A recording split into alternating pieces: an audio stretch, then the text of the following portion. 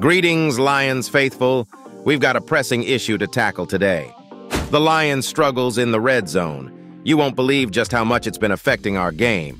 But before we dive into the nitty-gritty, let's get that passion flowing and hit that like button right now to show your support for the pride of Detroit. Okay, let's get into it. The Lions' red zone performance is causing quite a headache.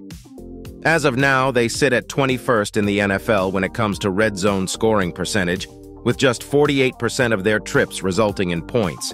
It's a situation that's far from ideal, to say the least. But here's the real kicker. In the last 3 games, they've scored on a dismal 12% of their red zone attempts. Ouch! So what's behind this alarming dip in red zone effectiveness?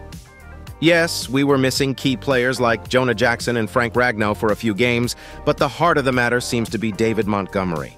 Montgomery has been a force in the red zone, racking up 68 yards and 5 touchdowns this season. That's right, even after missing nearly 3 weeks of action, he's still among the top 10 in red zone rushing yards and ranks 9th in touchdowns.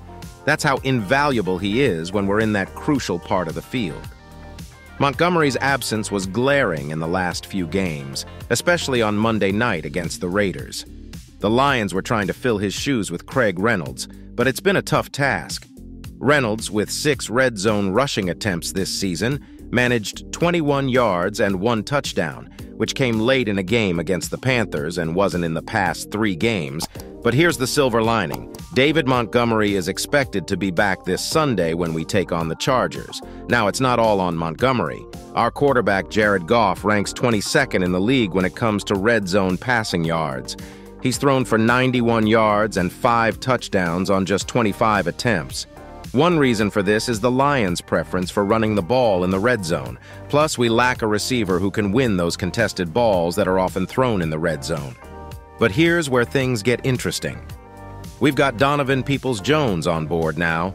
According to Browns beat writer Brandon Little, Peoples-Jones excels in contested catches, and he might be the answer we've been looking for. Last season, he was targeted 13 times in the red zone, catching 5 passes for 3 touchdowns. Not too shabby. This week, the Lions face the Chargers, and there's room for optimism. The Chargers have been allowing teams to pass their way into the red zone, and their defense hasn't been airtight. In fact, they've given up the 3rd most passing yards in the NFL.